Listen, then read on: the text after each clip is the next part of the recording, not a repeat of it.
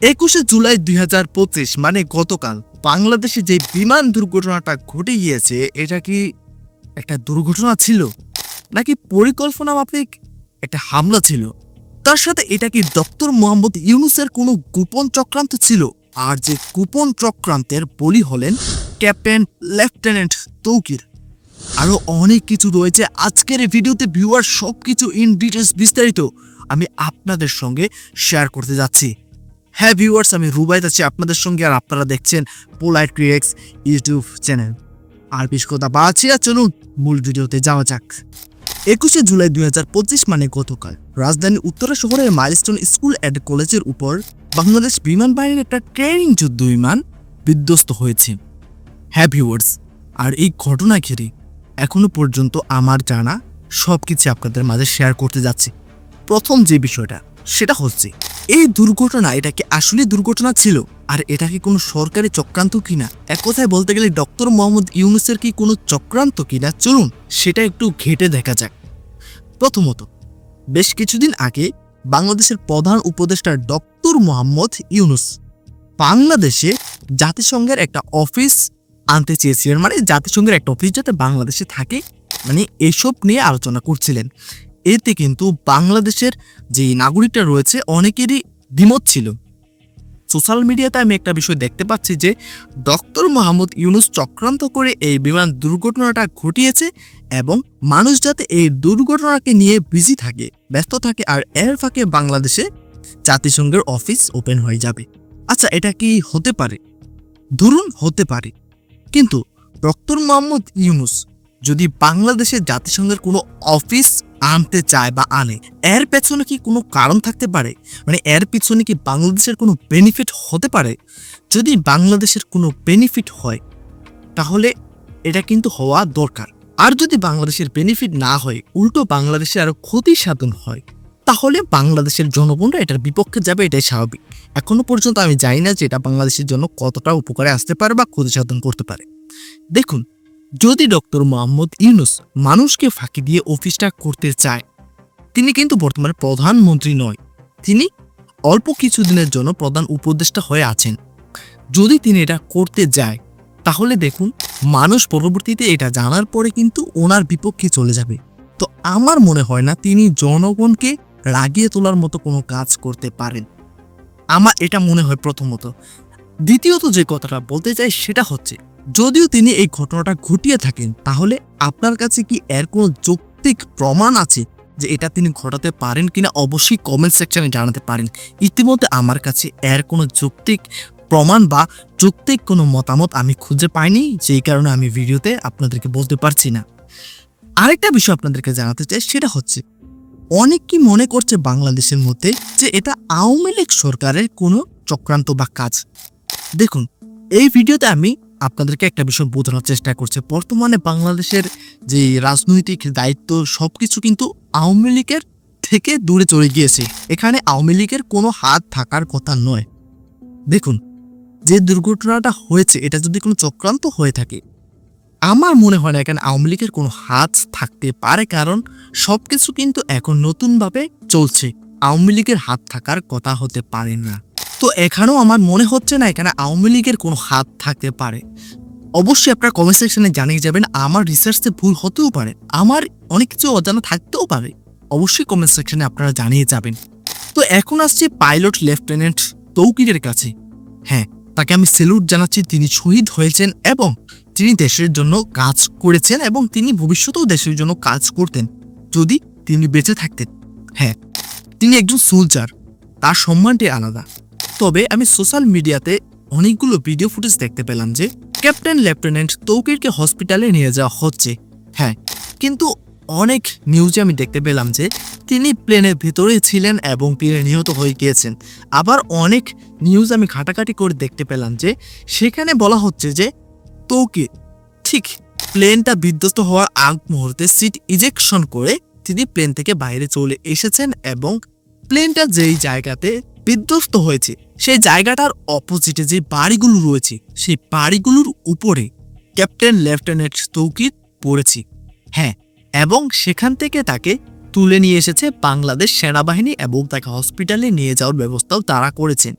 এবং তার মৃত্যু কিভাবে হলো এটার যে মতামত বা এটার যে উত্তর বাংলাদেশের অনেকেই দেখছি বাংলাদেশ সেনাবাহিনীর কাছ থেকে চাচ্ছে।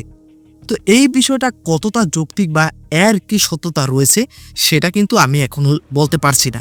তবে এখানে আরেকটা বিষয় যেটা অনেকেরই বিশ্বাসকে ভেঙে দিচ্ছে, অনেকেরই কিন্তু ভাবনা চিন্তা তৈরি করে দিচ্ছে, সেই বিষয়টা হচ্ছে গতকাল যে দুর্ঘটনাটা ঘটে গিয়েছে বাংলাদেশে, যে বিমান দুর্ঘটনাটা হয়েছে, এই দুর্ঘটনার ফলে কিন্তু অনেক মানুষ নিহত হয়েছে এবং অনেক মানুষ আহত হয়েছে। বিশেষ করে সেই জায়গাটাতে, বিশেষ করে প্লেনটা যেখানে বিধ্বস্ত হয়েছে সেখানকার বিল্ডিং ভেঙে চুরে গিয়েছে।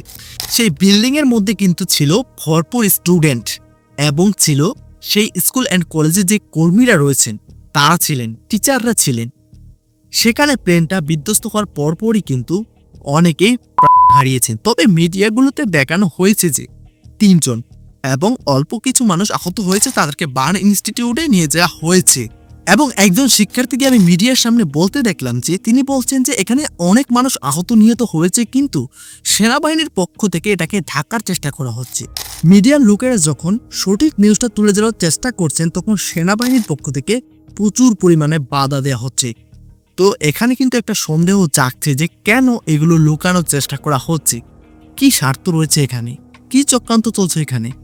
অন্যদিকে আপনারা একটা বিষয় কিন্তু দেখলে পুরোপুরি অবাক হয়ে যাবেন যে বাংলাদেশ সেনাবাহিনী গতকাল নিজেদের জীবনকে বাজি রেখে কিন্তু সেখানকার মানুষদেরকে উদ্ধার করেছে। তো এই দিক দিয়ে তাকালে কিন্তু বিষয়টা আবারও ঘুরে যাচ্ছে।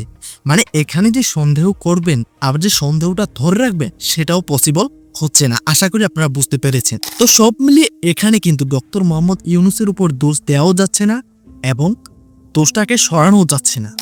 তো যাই হোক ভিউয়ার্স, আপনারা যারা বাংলাদেশ থেকে ভিডিওটা দেখছেন অবশ্যই কমেন্ট সেকশনে আপনাদের মতামত জানিয়ে যাবে। তাহলে চলুন এবার যাওয়া যাক বাংলাদেশের জনগণের উপরে। কেন যাচ্ছি সেটা একটু পরে বুঝতে পারবেন। গতকাল যে দুর্ঘটনাটা হয়েছে সেই দুর্ঘটনাতে কত বাবা মা তাদের সন্তানকে হারিয়েছেন সেটা কিন্তু এখনো নির্দিষ্ট হিসাব আমার কাছে নেই। প্লেনটা বিধ্বস্ত হওয়ার ফলে অসংখ্য শিক্ষার্থী, অসংখ্য অল্প বয়সী শিক্ষার্থী তারা কিন্তু অকালে ঝরে গিয়েছেন। হ্যাঁ, আর এই বিষয়টা কিন্তু মেনে নেয়ার মতো নয়। আর যাদের সন্তান হারিয়েছে তারা কি যে অবস্থায় আছে যেটা আসলেই চোখে দেখার মতো নয়। আমি ভিডিওগুলো দেখার পরে নিজে মেনে নিতে আমার কষ্ট হচ্ছিল। তো এই সুখের সময়টাতে একজন বাবা, হ্যাঁ, তার সন্তান সেখানে পড়াশোনা করত, তিনি এসেছেন, দৌড়ে এসেছেন, স্কুলে এসেছেন, তিনি 1 বোতল পানি ক্রয় করতে গিয়েছেন দোকানে, আর 1 বোতল পানির দাম চেয়েছে দোকানি 600 টাকা। এগুলো কি? মানে আমার একটা বিষয় খুবই খারাপ লাগে। বাংলাদেশের একটা বিষয় আমার এখনো মনে আছে, আমি ভিডিওতে দেখেছিলাম যে বাংলাদেশে যখন করোনা ভাইরাস এসেছিল তখন এক একটা মাস্কের দাম 100 টাকা, 200 টাকা, 500 টাকা পর্যন্ত হয়ে গিয়েছিল। ও মাই গড, রিসেন্টলি একটা দুর্ঘটনা ঘটেছে, সেখানেও মানুষ বিজনেস। ও মাই গড, আমি মেনে নিতে পারছি না এটা। যেখানে মানুষের উচিত ভিডিও না করে মানুষকে উদ্ধার করা, সেখানে তো ভিডিও করছে প্লাস সেখানে বিজনেসও করছে। দেখুন, আজকে যদি আপনার সন্তান সেখানে থাকতো তাহলে আপনি কি পারতেন বিজনেস করতে?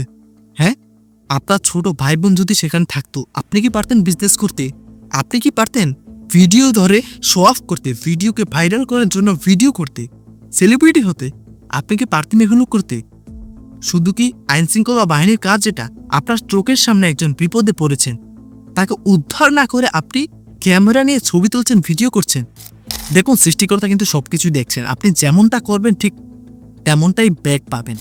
তো লাস্ট একটা কথা না বলে পারছি না, সেটা হচ্ছে আমি অনেকগুলো ভিডিও ফুটেজ দেখেছি যেখানে বাবা মারা কান্না করতে করতে যাচ্ছে তাদের সন্তানকে খোঁজার জন্য, এবং একজন বাবা তার সন্তানকে হারিয়ে বাংলাদেশ থেকে বিদেশে একেবারে চলে যাওয়ার জন্য বলছেন, এবং তিনি বলছেন যে এই দেশের মধ্যে কোনো নিরাপত্তা নেই, এই দেশে থাকা সম্ভব নয়। একবার বুঝুন, নিজের মাতৃভূমিতে ছেড়ে যাওয়ার কথা বলছেন তিনি। কতটা কষ্ট পেলে একজন মানুষ এই কথা বলতে পারে। এবং গতকাল যে ক্যাপ্টেন শহীদ হয়েছে, লেফটেন্যান্ট তৌকির, তিনি কিন্তু 6 মাস আগে বিবাহবদ্ধে আবদ্ধ হয়েছিলেন। হ্যাঁ, তার কিন্তু সবেমাত্র সংসার শুরু হয়েছিল। এই শুরুতেই এসে শেষ হয়ে গেল সবকিছু। তার বাবা মা কিভাবে মেনে নেবেন এটা, তার স্ত্রী কিভাবে মেনে নেবেন, এবং যদি এটা সরকারি কোনো চক্রান্ত হয়ে থাকে তাহলে তিনি কি সেই চক্রান্তের বলি হলেন? এবং আমি অনেকগুলা নিউজ এবং অনেকগুলো আর্টিকেলে দেখতে পেলাম যে তিনি যখন প্লেনের মধ্যে ছিলেন তখন তিনি বলছিলেন যে প্লেন উপরে উঠছে না, প্লেন নিচে নেমে যাচ্ছে কেন। যদি এটা সঠিক কোন নিউজ হয়ে থাকে তাহলে আমার কেন জানি মনে হয় এখানে হয়তো সরকারি কোনো চক্রান্ত থাকতে পারে। আর যদি এই নিউজটা ফেক হয়ে থাকে তাহলে সরকারের উপর যে চক্রান্তের কথাটা আমি বললাম সেটা নয়।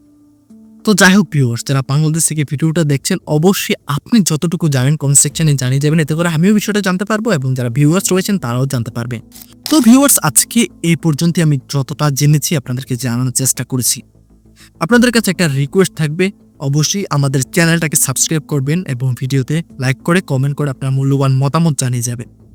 বিদায় নিচ্ছি, এখানেই দেখা হবে পরবর্তী কোনো একটা ভিডিওতে। ততক্ষণ পর্যন্ত সকলে ভালো থাকবেন, সুস্থ থাকবেন। Tata, bye bye.